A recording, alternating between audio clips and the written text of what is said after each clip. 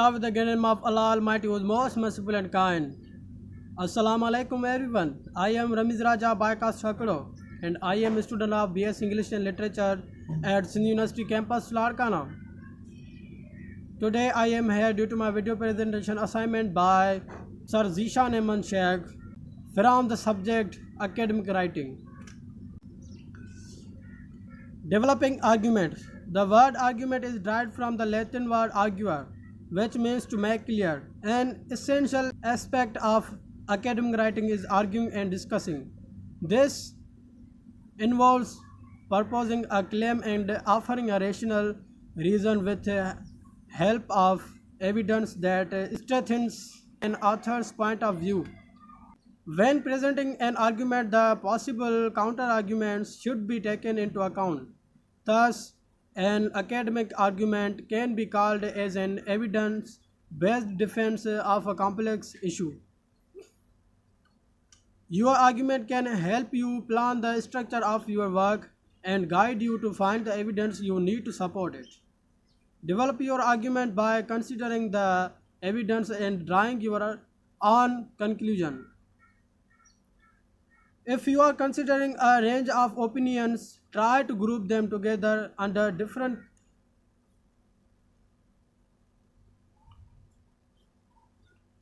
Look at the strengths and weaknesses of the different sets of evidence and present these clearly and in a critical way. This will help you understand what you have read. Take the evidence into account in developing your own argument and make clear what your viewpoint is. Perhaps your argument has strengths and weaknesses as well. It is fine to acknowledge these. Identify your claim. When developing an argument, your first step should be clearly identifying what you are arguing. This may require setting out a research question and hypothesis of to be tested. But in a shorter essay, it will usually just involve explaining what you hope to prove.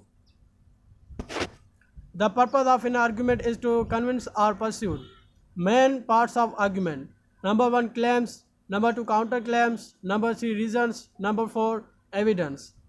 Now come to the number 1, claims. Example, Mom, I really need a new cell phone. Starting what you want to prove. What you think is true. Claims are based on what you know and your research. Now number 2, counterclaims. Example, no, you don't need a cell phone, and this is her counterclaim. Counterclaims are the provable and supportable. Number 3, reasons. Example, why do you need a new cell phone? Reason, my phone doesn't have internet access. Number 4, evidence. Example, Mom said so. My friend with internet access make honor roll. Evidence support your reasons. There are 2 things make an argument. It must be true. It is based on fact, no opinion. It must be valid, free of contradiction. What is counter argument? An opposing argument or point of view that goes against your idea or argument. Example, your argument. Mobiles have bad influence on children. Counter argument. Mobiles have good and positive influence on children because there are many learning things in it. What is refutation? Your answer to the counter argument. You must show why the counter argument is weak or incorrect. Example, some critics believe that mobiles have good and positive influence on children. It's a good idea because students can use them to look up new words and do research. While this may be true, sometimes it is likely that allowing mobiles have good and positive influence on children is restricting because students learn to rely on them instead of trying to think for themselves. Why is organization important in building an argument? Guides and evidence through reasoning process offers a clear explanation of each argued point, demonstrates the credibility of the writer. Make an argument. Your argument is how you express your viewpoint and answer the questions you have been set. Using evidence. Your argument can help you plan the structure of your work and guide you to find the evidence you need to support it. Make sure that your argument runs throughout your writing and that everything you include is relevant to it. Try to sum up your argument in a few words before you start writing and keep checking that it remains the focus as you research and write your work. Have a clear conclusion. As with the basic argument at the start of this list, the conclusion of your essay should follow clearly from the preceding points. Your premises. The crucial thing here is to show how your claim is supported by the evidence you have presented in your essay. This requires more than just summarizing your argument. Instead, try to explain how each point works with the others to contribute to your argument as a whole. Note taking. Note taking is the practice of writing down or otherwise recording key points of information. It's an important part of the research process. Notes taken on class lectures or discussions may serve as study aids, while notes taken during an interview may provide material for an essay, article, or book. Taking notes doesn't simply mean scribbling down or marking up the things that strike your fancy. Note taking tips.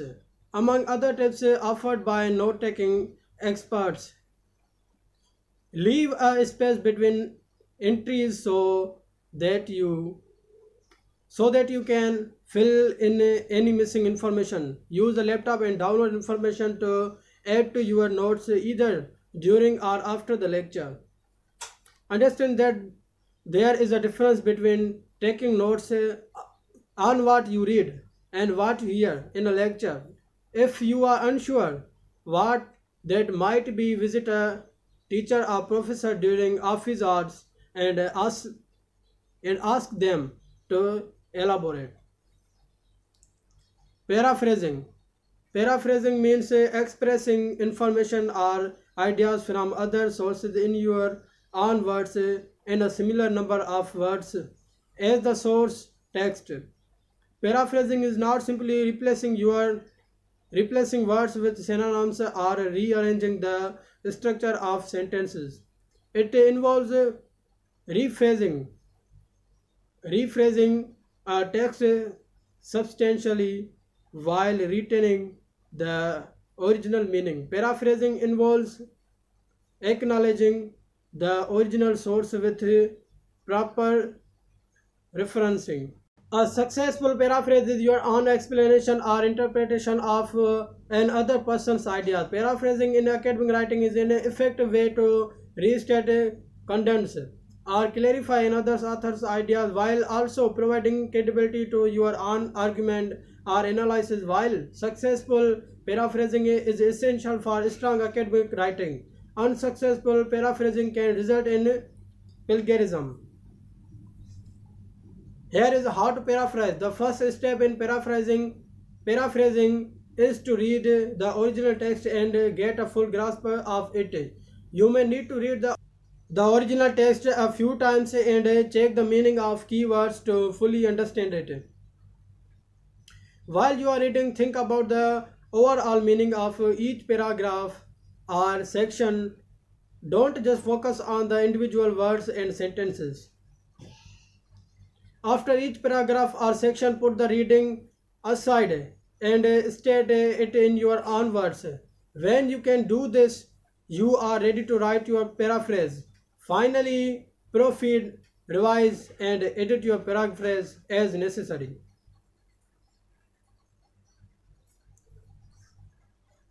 Quotation. Quoting is an important technique used to include information from outside sources in academic writing. When using quotations, it is important that you also cite the original reference that you have taken the quotation from, as your citations provide your reader with a map of the research that you have done. Making effective use of quotations in your writing requires you to carefully assess the value of including someone else on words in the advancement of your own argument.